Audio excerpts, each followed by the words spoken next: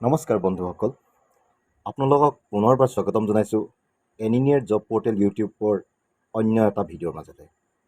হয় বন্ধুসকল, এনিনিয়াৰ job portal YouTube চেনেলত আমি বিভিন্ন চৰকাৰী চাকৰিসমূহৰ তথ্য আপোনালোকলৈ আগবঢ়াওঁ। আজিৰ ভিডিঅ'টোৰ মাজেৰে আমি জানিম ইণ্টেলিজেঞ্চ ব্যুৰোৰ ACIO গ্ৰেড 3 এক্সিকিউটিভ খালী পদৰ বিষয়ে।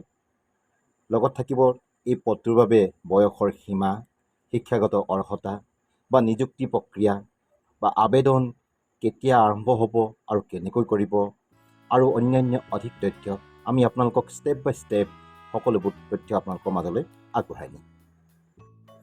বন্ধুসকল, যিটো পোষ্ট খালী আছে সেই পদটোৰ নাম হৈছে assistant central intelligence officer ACIO grade 3 executive, আৰু মুঠ খালী পদৰ সংখ্যা হৈছে ৩,৭১৭টা। আপোনাৰ কেটেগৰী হিচাপে আছে গ্ৰুপ চি, নন গেজেটেড আৰু নন মিনিষ্টেৰিয়েল। বন্ধুসকল, এই পদটো মিনিষ্ট্ৰী অফ হোম এফেয়াৰ্ছৰ অৰ্থাৎ গভৰ্ণমেণ্ট অফ ইণ্ডিয়াৰ অধীনৰ এটা অন্যতম গৌৰৱজনক পদ।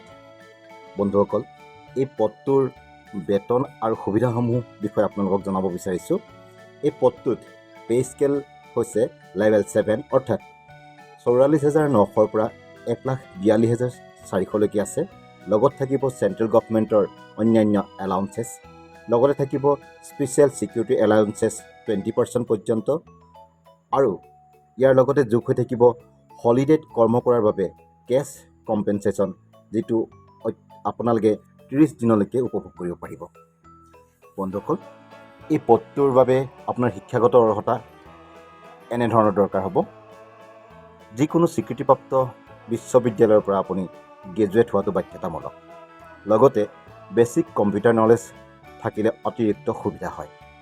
আৰু ইয়াৰ বাবে বয়সৰ উচ্চ সীমা আপোনাৰ 2025 চনৰ 10 আগষ্ট অনুসৰি অত্যাধিক 27 বছৰ আৰু ন্যূনতম 18 বছৰ হ'ব লাগিব।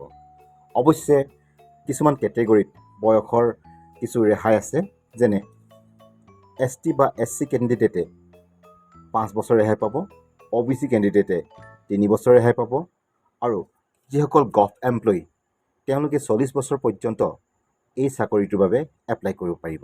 তাৰোপৰি উইডো বা ডিভৰ্চি মহিলাৰ বাবে, যিসকল আনৰিজাৰ্ভ কেটেগৰীত তেওঁলোকৰ উচ্চতম বয়সৰ সীমা হৈছে 35 বছৰ, OBCৰ বাবে 38 বছৰ, আৰু ST আৰু SC উইডো বা ডিভৰ্চি মহিলা কেণ্ডিডেটৰ বাবে 40 বছৰ। বন্ধুসকল, ইয়াৰ পিছত আহোঁ আমি নিৰ্বাচন প্ৰক্ৰিয়াৰ মাজলৈ। আমাৰ ইয়াত তিনিটা টায়াৰত নিৰ্বাচন অনুষ্ঠিত হ'ব। ফাৰ্ষ্ট টায়াৰ 1, তাত থাকিব আপোনাৰ অবজেক্টিভ টেষ্ট 100 মাৰ্কৰ আৰু সময় থাকিব 1 ঘণ্টা, আৰু বিষয়সমূহ হৈছে current affairs, general science, maths, reasoning আৰু ইংলিছ। অৱশ্যে ইয়াত নিগেটিভ মাৰ্ক আছে। প্ৰত্যেকটো ভুল উত্তৰৰ বাবে আপোনালোকে আধা নম্বৰকৈ কটা যাব। ইয়াৰ পিছত আহিছে টায়াৰ 2। ইয়াত আপোনাৰ বৰ্ণনামূলক আপোনাৰ এনচাৰ দিব লাগিব।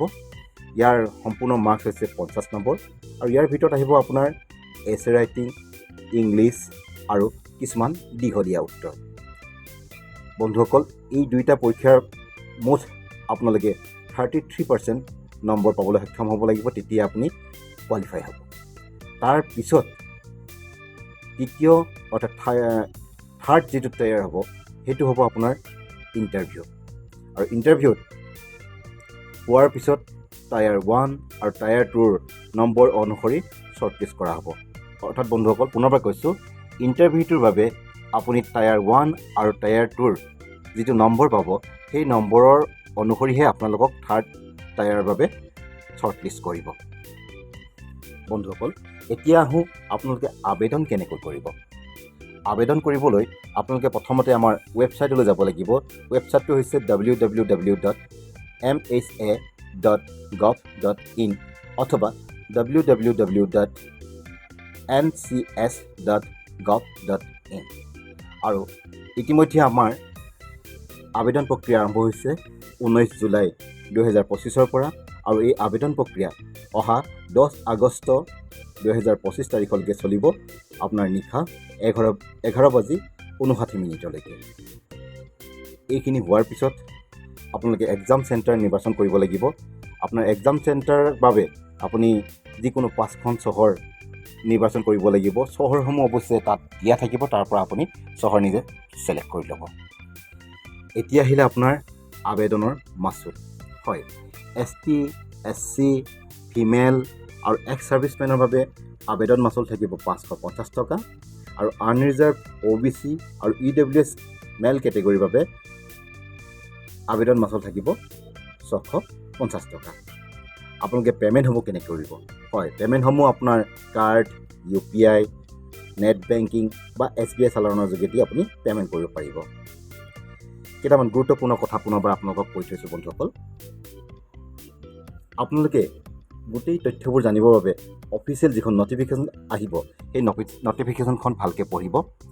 লগতে আৰু এটা কথা আপোনালোকক জনাই থওঁ, ছ'চিয়েল মিডিয়াত আপোনালোকে কেতিয়াও আবেদনৰ নকৰিব আৰু ইয়াৰ বাবে আপুনি তাত প্ৰচেছো চেষ্টা নকৰিব, কাৰণ বহু ক্ষেত্ৰত আপোনাৰ প্ৰতাৰণাৰ সন্মুখীন হ'ব পাৰে। প্ৰতাৰণাৰ বাবে আপুনি সাৱধান হৈ থাকিব, কাৰণ ইয়াৰ বাবে কোনো এজেণ্ট এতিয়ালৈকে নিয়োগ কৰা হোৱা নাই। বন্ধুসকল, IBACIO গ্ৰেড 3 3770টা পদৰ এই সুবিধা ল'বলৈ আপুনি কেতিয়াও এৰি নিদিব। আপুনি এই সুযোগ কেতিয়াও মিছ নকৰিব। এইখিনি তথ্য আপোনালোকৰ মাজলৈ লৈ আহিলোঁ। ভিডিঅ'টো শেষলৈকে চোৱাৰ বাবে আপোনালোকক ধন্যবাদ জনাইছোঁ। লগতে যদি ভিডিঅ'টো আপোনালোকে ভাল পাইছে, লাইক কৰিব, কমেণ্ট কৰিব আৰু চেনেলটো ছাবস্ক্ৰাইব কৰিবলৈ কেতিয়াও নাপাহৰিব। পুনৰ দেখা হ'ম আকৌ এটা গভৰ্ণমেণ্ট জবৰ আপডেট লৈ। ধন্যবাদ।